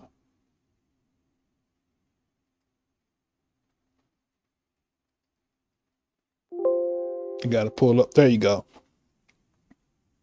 This is the book of Jeremiah, Brother Vocab Malone. Can an Ethiopian change his skin, or leopard his spots? Then may you also do good that are accustomed to do evil. Therefore I will scatter them as stubble that passeth away by the wind of the wilderness. Look at that. Isn't that something? So he's saying that the Ethiopians, right, can't change their skin. And we asked the question, can they? No, they cannot. The man that told us, right? Jean Barbot, whatever his name is, French Jean Barbot told us that a white man could come in Africa and at 3 or 4 generations later he'll still be white. And a black man could go to Europe and still be black and still have tawny or sooty children. He said he was being sarcastic, but he just basically saying, you've been lied to, right? All right. Now let's get back to the book. So can an Ethiopian change his skin? So now on that note, we know what he says, that the Ethiopians, the king and queen of Egypt, were Hamitic or certainly Negroes, and it was when Joseph was ruler, early Pharaoh, that he sent for his brethren and settled them in Egypt. The same Ethiopian king, he calls him, just for clarity's sake. Now he said, talking about a black Egyptian king, Ethiopian Sesostris was the greatest of all the Egyptian monarchs, and under him the Jewish population in Egypt had increased until it was more than 3 million of people. Wait a minute, hold on. He says that the Jewish population in Egypt increased until it was more than 3 million of people. Wow. Can you see the handwriting on the wall? Right? He said the objection to this rapid increase occasioned the exodus of the Jews from Egypt after Joseph's death. He says, we find the direct descent of this Ethiopian king, he has parentheses, a Negro, the daughter of a Pharaoh, adopting Moses, and Genesis says he became her son, which would clearly indicate a close social intercourse between the Ethiopians and the Jews. Right. Now, since we're in Egypt, let's do this right quick. Because he's saying that the king and queen was what? Was Ethiopian Hamitic Negroes. So we have to go back to another passage of scripture, right? So let's go back to our scriptures. And this time we're going to go to Genesis, right? Genesis chapter let's say 28, let's say. Let's go back. No, not maybe is it 26? Or is it 27? Wait a minute. I want to show you something. No, it's not 27. Must be 29. Okay, hold on. Y'all know what I'm trying to find. So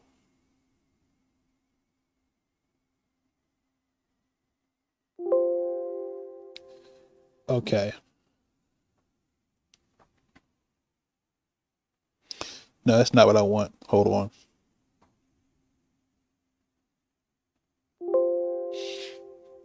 We're going to look at Joseph right quick. Okay, it's chapter 41. I'm way off. Okay. So Joseph, right? Who was Joseph, right? Wasn't Joseph one of the 12 sons of Israel, right? The 12 tribes of Israel. Okay. So Joseph is the same one that they tried to sell into slavery, right? They actually sold into slavery, right? He ended up in Egypt, right? And remember, The was it the Potiphar's wife? No, not the Potiphar. Oh, come on, it's not coming to me. But the wife of one of was it the king's wife? I forget who it was. Okay, but she tried to sleep with him, and Joseph was like, I ain't having it. I don't like nothing about that. So he fled, and she told on him, and he ended up getting in trouble. Long story short, Joseph interpreted the dream and about the famine coming in the land, and the Pharaoh was blessed immensely. And here's what the Pharaoh did as a result, showing his gratuity to him. This is what he did, right? So let's go up to verse 40. 40. Let's see. Let's read verse 39. Okay, 39 says, Pharaoh said unto Joseph, or as you say, Joseph, for as much as Elohim have showed you all this, there is none so discreet and wise as thou art. Oh, so let me just add here. People say black people have low IQ. Well, we already proved to you right here that Joseph was black, so he must have had a high IQ. He must have had a high IQ because he interpreted the dream. And look what the Pharaoh said. For as much as Yah have showed thee all this, there is none so discreet and wise as thou art. Thou shalt be over, right, my house, and according unto thy word shall all my people be ruled. Only in the throne will I be greater than you. So he was the second greatest man in the land, right, next to the Pharaoh. Now here's what the Pharaoh did by showing his gratuity. In verse 41, he says what? Pharaoh said to Joseph, see, I have set thee over all the land of Mizraim. And Pharaoh took off his ring. Wait a minute. The Pharaoh took his ring off. The Pharaoh took his ring off and gave his ring to, watch what he does here. The Pharaoh took off his ring from his hand and put it on Joseph's hand. Wow, look at that. He put it on Joseph's hand and arrayed him in vestures of fine linen and put a gold chain around his neck. That's a hood move right there. He gave him a ring, a big old gold chain around his neck. Wait a minute. He turned Joseph into a rapper. He gave him a gold ring and a big old gold chain. I couldn't help but notice that. That's funny, right? And he said, he made him ride in second chariot, which he had, and cried before him, and bowed the knee, and made him ruler over all the land of Mizraim. Right? And Pharaoh said unto Joseph, I am Pharaoh, and without you shall no man lift up his hand or foot in all the land of Mizraim. And Pharaoh called Joseph name Zaphnaphaneah. And he gave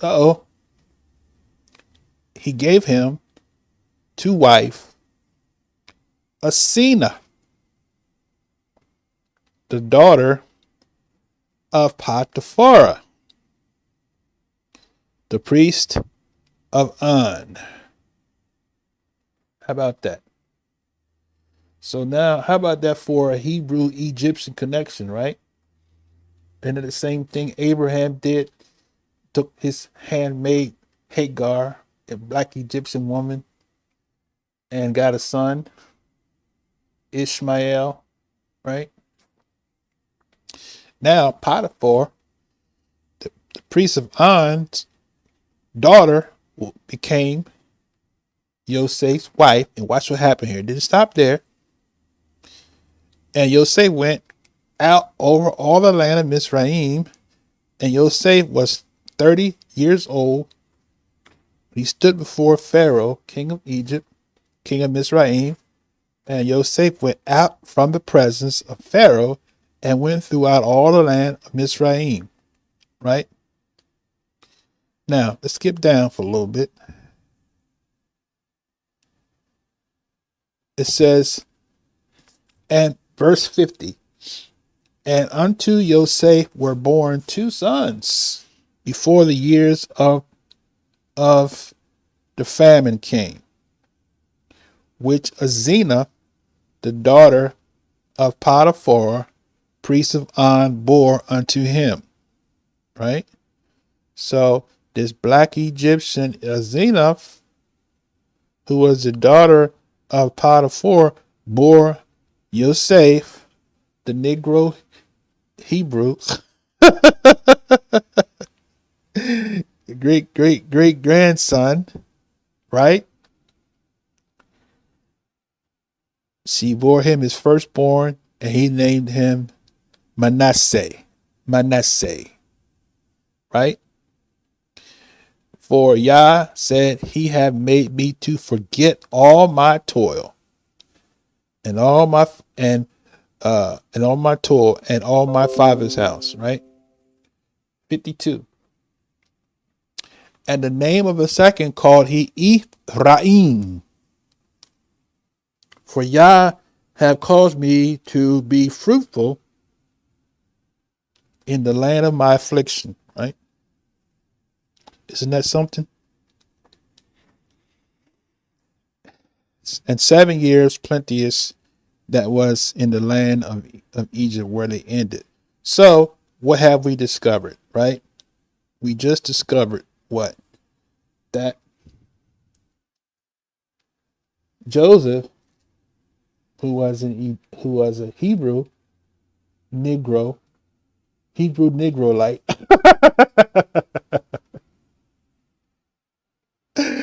was given a Egyptian Negroite wife, and they both together produced a Hebrew Egyptian Negroite by the name of Manasseh and Ephraim. All right. So, moving right along. All right. Let's go back to the book. I had to point that out since we were in Egypt. Let's continue now. So now we're dealing with Shemaiah or Moses. Yet as soon as we find Shemaiah at marriageable age, he fled, right, into the land of the Ethiopian and married Zipporah, a native of Cush. Okay. So this is what Arthur Abernathy, let's put it back up on the screen again. This is what he's telling us, right? He's telling us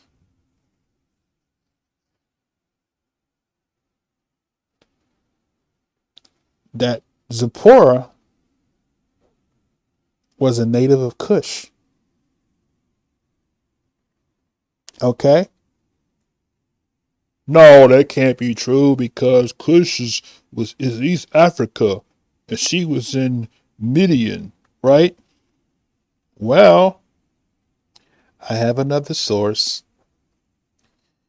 Please don't do that to me. I will give you a link. If you need proof, I'll give you proof. I will send you a link of another author who wrote and specifically stated that Cush had 2 territories, right? On the west side of the Nile and on the east side of the Nile, which included the Mesopotamia and all of the land of what we call today Saudi Arabia. And that's where Midian is located. So by default, she was an Ethiopian citizen, right? So now history says Moses had another Ethiopian wife, Cushite wife, So he had 2 Cushite wives. Okay, she was a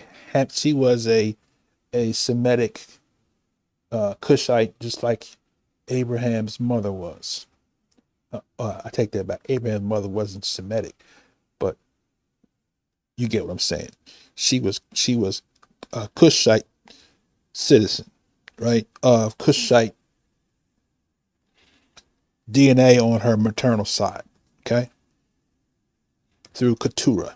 Okay, so you say, where do you get that at, brother? I'm glad you asked. I like sharing. All right, let's go to Genesis. I'm gonna have to look this one up real quick because I can't quite remember the exact verse, but her name was Keturah, Keturah, I think it is. Okay, it's chapter 25. There we go. Chapter 25. It says, then again, Abraham took a wife. Her name was Keturah. She bore him Zimran, Jokshan, Medan, and Midian, right? Midian. Ishbak and Shua, right? So Midian, right? That goes your Midian, the country, right? The country of Midian, right? So he's correct in what he said, because he just said that she was a native of she was a Cushite. So from a technical standpoint, yes, she was a Cushite, right? All right, now Zipporah. So Zipporah was black. Okay. Well, brother, you making everybody in the Bible black. I'm not making everybody nothing. We just read what the man is saying. I'm just agreeing with him. Love it. I love it. I love it. Okay. I'm gonna try it. We're gonna make a part 3 because I didn't intend to go this long, but this is so good, so delicious, juicy. We'll have to do a part 3. That by this time my camera be functioning. It's getting late. Okay, so you may have to watch this in parts. How long have we been going with the stream? We've been going for 2 hours. My goodness. Okay, let's wrap it up. Okay. Yet as soon as we find Shemaiah marriageable age, he fled to the land of the Ethiopian and married Zipporah, a native of Cush.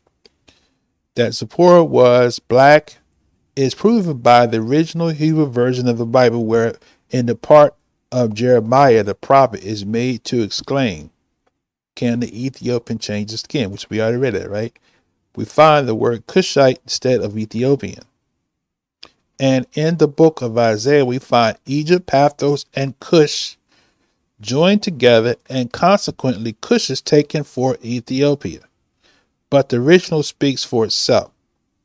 The Old Testament in Numbers 12:1 says, and Miriam and Aaron spoke against Shemaiah because of the Ethiopian woman whom he had married, for he had married an Ethiopian woman. That this complaint was not occasioned by any unusualness of this marriage to the Ethiopian is proved by further reading of the original, which sets forth as a reason for the complaint that Shemaiah had won the woman's affections because of his Yah having conversed in person with him, and the probable fact of Zipporah's boasting of Shemaiah's superiority over other men on that account. Somebody said, "Bro, why you keep saying Shemaiah for Moses?"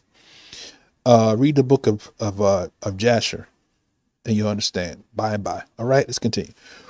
We must agree with the deliberate decision of the scriptures as shown by its geographical and political references that Cush, the eldest son of Ham, was the great progenitor of the Ethiopians, and such being the fact as clearly shown, Shemaiah took a wife, a woman of Negro blood. Okay? The author feels it is not amiss just here to introduce some maternal regarding these Ethiopians, although in another section of the book, their historical ethnical history is ethnically considered more at length. The let's get late now. My words is tying together.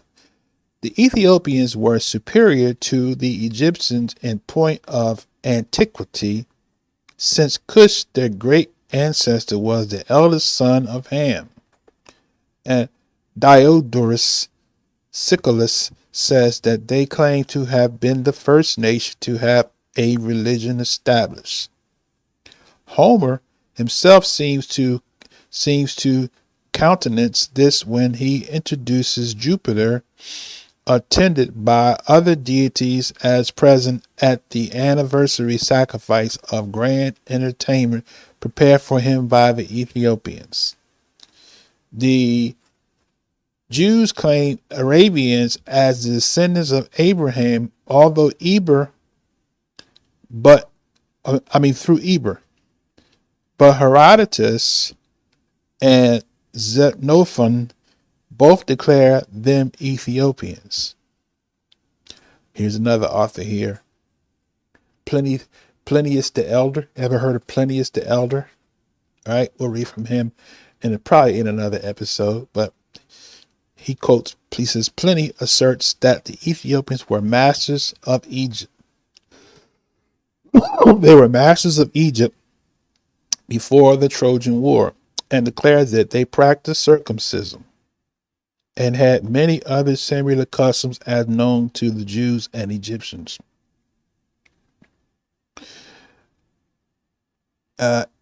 Aristus, Philo, and Polyhistor, all three declare that Job married one of the Arabian Ethiopian types.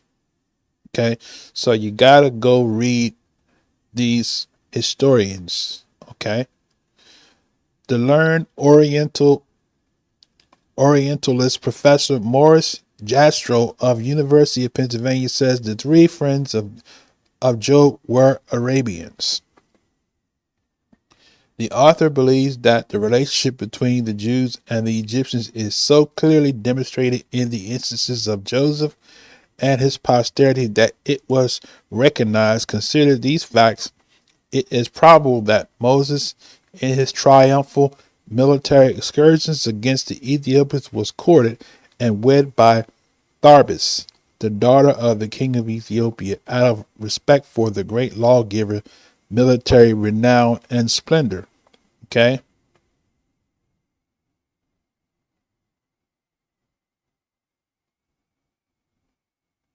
Okay, so that's the second wife. That's the second Ethiopian wife. Okay. I think we read about her in I want to say it's in the works of Josephus. It seems hardly probable that had not Shemaiah been of similar caste, i.e. of Negro blood. Now you're saying Moses Negro. We would have wedded himself to an Ethiopian. Who would have wedded, he would have wedded himself to an Ethiopian.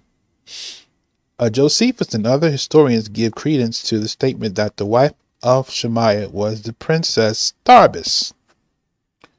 From the accepted biblical account, we are forced to accept the conclusion that the entire plan of Judicare set forth by Shemaiah for the Hebrews was arranged and advised by Jethro, his father-in-law, who was a Cushite.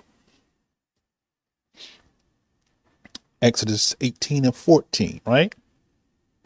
All right, shall we read it? Why not? Exodus 18:14. Let's go read it. Okay. Exodus 14 and 18 said, right? And the Egyptians shall know that I am Yah when I have gotten me honor upon Pharaoh, upon the chariots, and upon the horsemen. Is that right? Is it 14 and 18 or 18 and 14? I think I transposed it. 18 and 14. I transposed it. That's where I went wrong. Okay. 18 and 14. 18 and 14. All right. And when Shemaiah, father-in-law, saw all that he had did to the people, he said, "What is this thing that thou doest to the people? Why sittest thou thyself alone, and all the people stand by thee from morning until evening?" Okay, that's good. So that's what that was a reference. All right, let's continue. Let's get back to the book. Okay. A peculiar or coincidence is found by the reading of an old inscription regarding Sargon, right? The Semitic king of Agad. He was the offspring of the blended races of the Upper Chaldean and the Semitic tribes. Wow. So Sargon was a mixture of Semitic and, as he says, the Negro blood. Well, he didn't say Negro blood, but that's basically what he's alluded to, right? The Semitic tribes, which arrived later and was known as the Chaldean Moses. Abraham's intermarriage with Hagar, we talked about this, shows an early social, if not physical and racial relationship between the Negroes and the Jews. For Hagar was an Ethiopian. Okay. Now, take note that he used that word Ethiopian. That basically is a word that just signifies black. Okay. Yet she was accepted into the domestic circle with the Jewish wife Abraham and bore offspring to him. And as we are told by scriptures, we must not forget also that it was by direct advice of Abraham's wife that this offspring was begotten of Hagar, who being barren herself counseled Abraham to beget his long promised offspring by Hagar, and they both looked to this intercourse to produce the long expected descendancy assured Abraham. Surely if Abraham had not been himself Negro, he would not have been so ready to tinge an assured posterity who certainly Elohim had pledged in his own good time with the tawniness of Ethiopia, right? I'm going to finish this page right here out. This is so good. The next important intermarital event in the Jewish early epoch of this history is that of Yosef. We covered it already. Although we must not regard these as solitary instances of such interwedlock, they serve to establish the proofs of relationship which existed between the Jews and that nation which we now know to have been Negro, and determine the contention of the author by infutable proofs.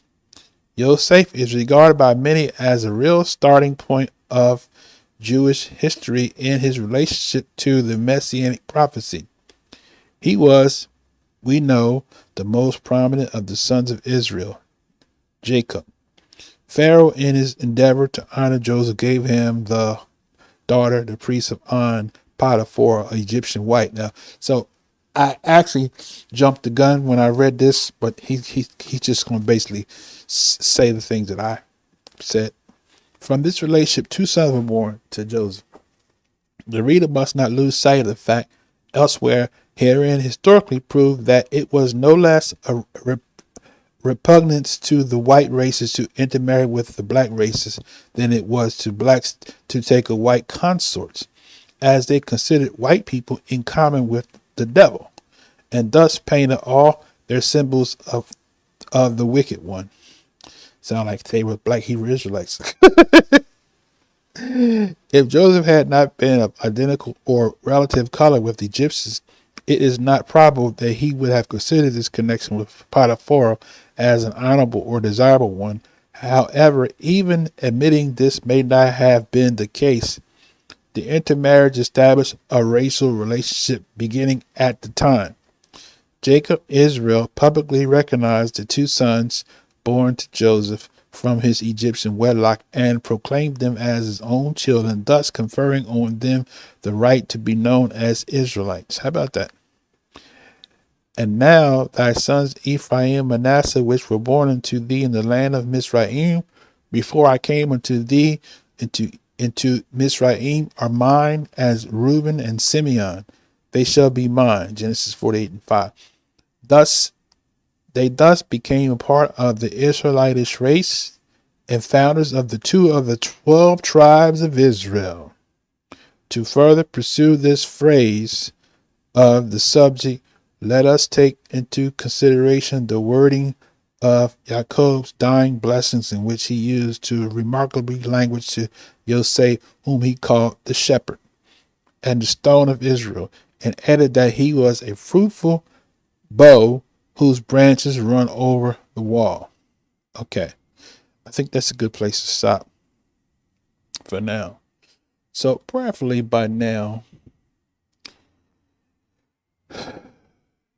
you learned something, and you can see that our beloved brother Vocab Malone is like most people, right, are ignorant to a lot of things when it comes to the literal interpretation of the biblical text. You can spiritualize the scriptures all day long, but there is a literal, right, interpretation. And although the text can have spiritual meaning, but we must not violate the fact that there are literal things that took place that must be fulfilled in the prophetic arena so that the spiritual things can come into fruition. And one of those literal things is that the nation of Israel was prophesied that they would go into captivity and that they would return at the end of time to the covenant, which would usher in the return of the Messiah to gather the elect first, and then the great harvest of other nations, fulfilling the promise that he made to Abraham that he would be the father of many nations. And after the just like Paul said, all Israel will be saved, right? It said, and so all Israel will be saved. What does that mean? We always read it, but most people never know what that means. But we'll close out with that. Let's go here real quick. Okay. He said in Romans, he said, all Israel will be saved.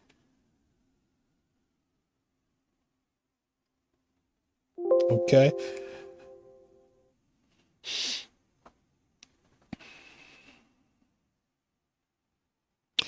That's Romans 11:26. And so all Israel shall be saved, as it is written, there shall come out of Zion the deliverer, and shall turn away unrighteousness from Jacob. What is that unrighteousness he going to turn away from Jacob? Disobeying the laws and statutes and commandments of the Most High, just like the father Abraham did in Genesis 26. It's specifically stated. And I'll give you the verse and we'll close with this here. Okay. 26 and verse 5, it says, because that Abraham obeyed. That's the word Shema, means to hear intelligently. See, the problem with most people that say we're not under the law, they don't understand. They don't comprehend the law. That's what Shema means. Keeping the law means, I mean, obeying the law means hearing intelligently. That's what that word Shema means. Hearing intelligently my voice, and keep, which is Shamar, which means to protect, to guard. Nowhere in that word Shamar doesn't mean that you don't make a mistake. Keeping the law doesn't mean you don't fall short. Thus, all have sinned and fall short doesn't mean you're not keeping the law, just means you're human. But if we sin, we have an advocate with the Father, right? So that's why we don't offer a physical sacrifice at this time. And the sacrifice wasn't to take away sins anyway. It was more of like a penalty, right? So Yahshua became our penalty. We confess our sins. It says that he's faithful, just to forgive us of our sins and to cleanse us from all unrighteousness. What is unrighteousness? Sin. What is sin? Transgressing against the Most High's law, right? So he said, Abraham kept my charge, right? My commandments, my statutes, and my laws. Now, our beloved brother gave Vocab Malone that passage, and he just kind of said, he kind of tried to interpret that verse in a way that to mean that Abraham didn't have law, statutes, and commandments. But if you read the book of Jubilees, you will see that Abraham kept the first fruits. Abraham kept I think it was Tabernacles, right? The Feast of Tabernacles and the new moons. And it says, and the feast. So how did he know, right? Because his father knew. How did his father knew? Because his father knew. And going all the way back, Adam knew because it was given to him, right? So we're going to close right here. And please pardon me for my video camera going out, but I had not intended for my camera to freeze, but my audio kept running. So I decided to keep this video going. So until the next time, I'm going to say shalom, shalom, shalom. Thanks for joining in. Shalom. Share with a friend. Tell them like, share, and subscribe. And stay tuned for more and more. I'm going to do more of these type of videos. And maybe this is actually, it's profound that my camera froze because maybe I need to be off the camera. All right. So until the next time, brothers and sisters, I'm going to say shalom, shalom.